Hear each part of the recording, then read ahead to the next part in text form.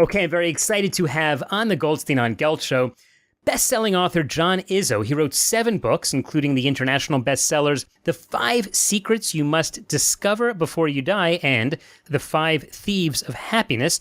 I see a theme about 5. John, I understand that the 5 Secrets You Must Discover Before You Die is based on a series of some of the most amazing interviews ever conducted in the world, I guess second only to the one interview that I'm conducting with you right now here on the Goldstein on Gelt show. But tell me, why is it that that book is considered so amazing about the interviews that you did? Well, I've always been fascinated with the lives of older people who could look back on their lives and kind of tell us what they learned. A number of years ago, I asked people to nominate the one older person they knew in their life who had found true happiness and had something to teach us, almost like who's the wisest older person you know.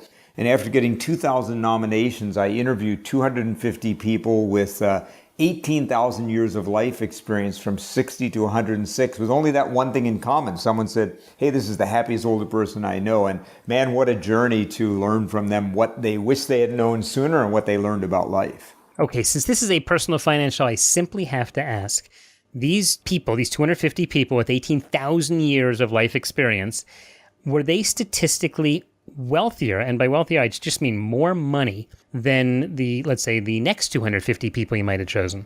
Well, you know, what I discovered is something very similar to what the research, as you would know, supports, which is that if you're really struggling to make a living day in and day out, so your finances are poor and you're worrying where the next money's coming from, it's hard to be happy.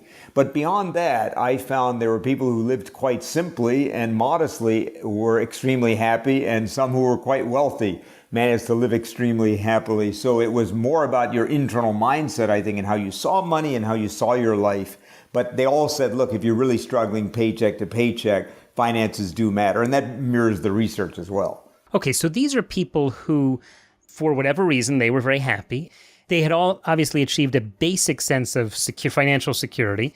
And then once they had cleared that hurdle, it didn't really necessarily matter how wealthy they were.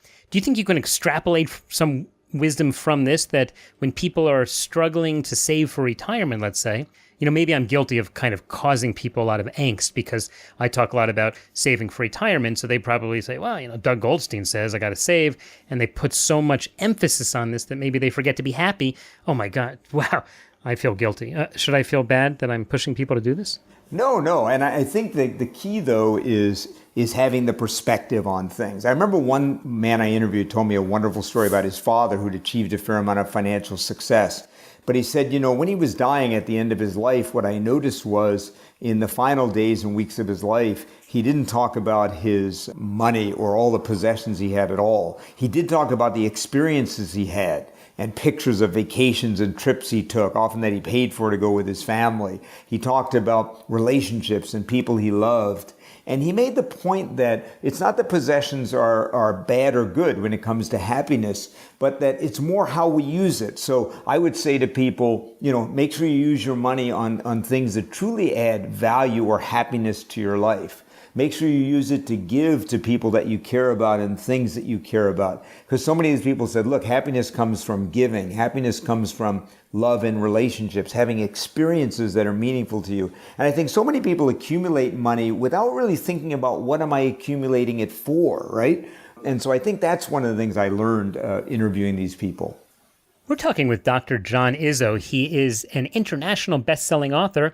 We've been talking a little bit about the book he wrote, The 5 Secrets You Must Discover Before You Die. And I guess the question that I wanted to know was, is it important to have a lot of money in order to be happy? And John's been pointing out that you need to have a basic amount to cover the expenses, but then it's not clear that having a lot more money necessarily makes you more happy. Are there any other connections you can make to money and the secrets that people must know before they die? Well, a couple of things really strike me. One is so many people spend so much of their life worrying about money. And one of the interesting things I learned from these people I interviewed was the importance of staying in the moment in your life. And so I think about the difference between doing good planning and letting worry about future finances ruin your life, right? So many of these people said, look, all you can do is in the present moment, do whatever you can to create the future that you want.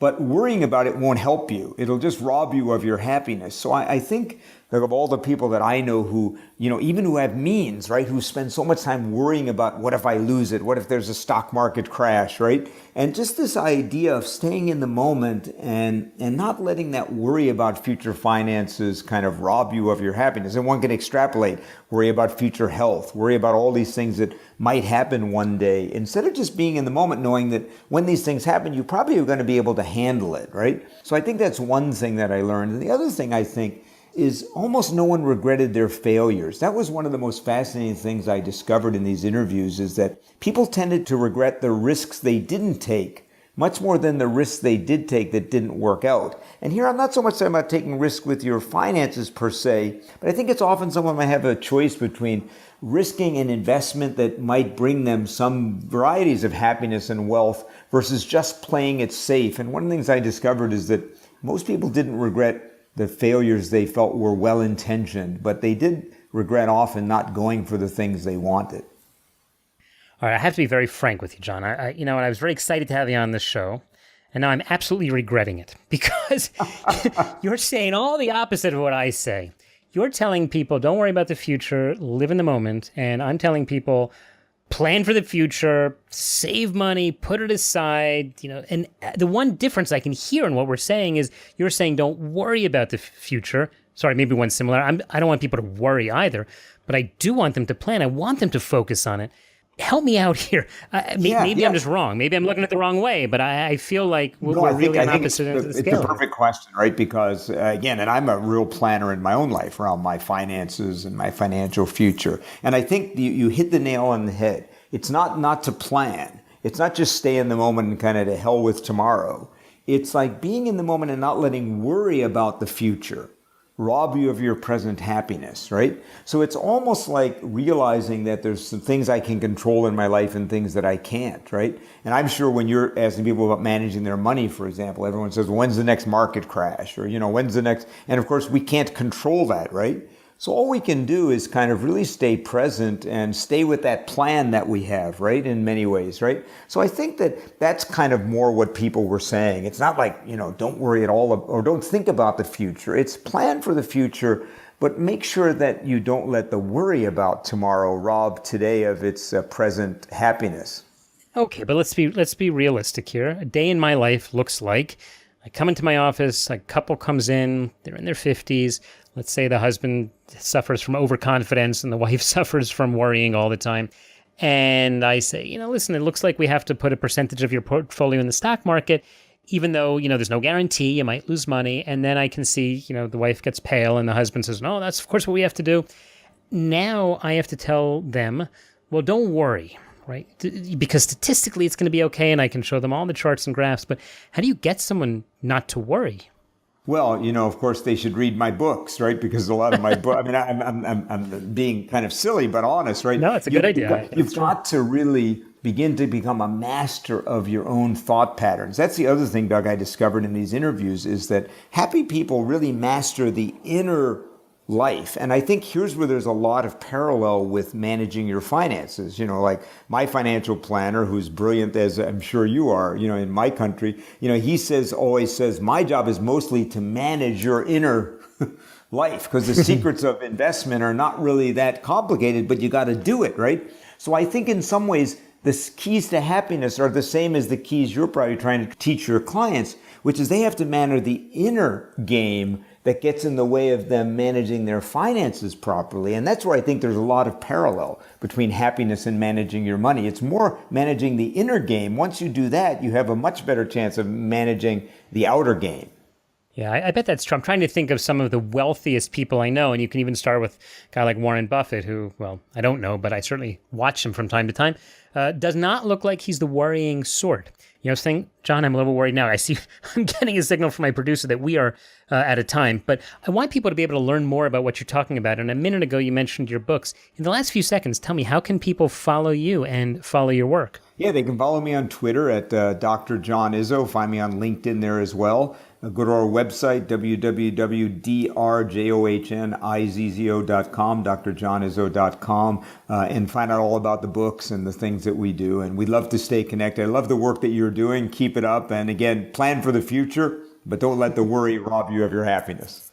All right, that's a great place to leave it. Dr. John Izzo, thanks so much for taking the time. Thank you. You've been listening to the Goldstein on Gelt Show with money maven Doug Goldstein.